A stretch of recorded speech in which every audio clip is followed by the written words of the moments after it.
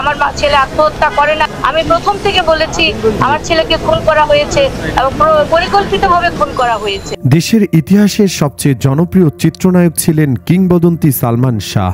মাত্র ২৫ বছর বয়সে ১৯৯৬ সালের ৬ সেপ্টেম্বর মারা যায় এই গুণী মহানায়ক। তার মৃত্যু অপমৃত্যু নাকি স্বাভাবিক মরণ, এ নিয়ে নানা ধরনের আলোচনা রয়েছে। এর মধ্যে অন্যতম বিষয় হলো সালমান শাহের স্ত্রী সামিরা হক তার কথিত বয়ফ্রেন্ড ডনকে দিয়ে শেষ করিয়েছে সালমান শাহকে। অনেক বছর আগেই স্ত্রী সামিরার সাথে ডনের একটি অন্তরঙ্গ মুহূর্তের ছবি ভাইরাল হয়েছে।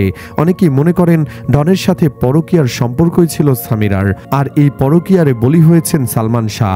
তবে এবার সব জল্পনা কল্পনার অবসান ঘটিয়ে সালমান শাহের রহস্যজনক মৃত্যুর ২৯ বছর পর আদালতের নির্দেশে মামলা দায়ের করা হয়েছে।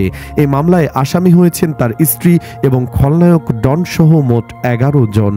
সত্যি কি এই ঘটনার সাথে জড়িত ডন? তাহলে কি গ্রেফতার হতে যাচ্ছেন সামিরা এবং ডন? এই অভিযোগের প্রেক্ষিতে কি বলছেন তারা দুজন?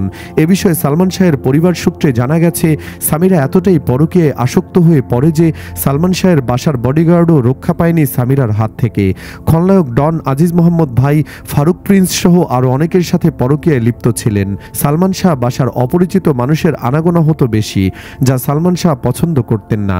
এমনকি ডনের সাথে সম্পর্কের বিষয়টি আজ করতে পেরেছিলেন স্বয়ং সালমান শাহ নিজেও।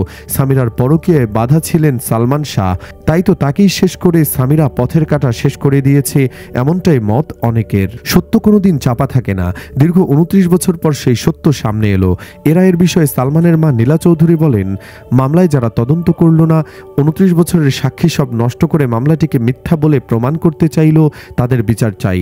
নষ্ট সামিরার পরকীয়ার বলি হলো সালমান শাহ আর তার সাথে জড়িত ডন। সুপ্রিয় দর্শক, আপনি কি মনে করেন? ডনকে আসলেই দোষী? কমেন্ট বক্সে জানিয়ে দিন আপনার রায়। ভিডিওটি ভালো লাগলে লাইক দিন এবং শেয়ার করুন, আর অবশ্যই চ্যানেলটিকে সাবস্ক্রাইব করুন।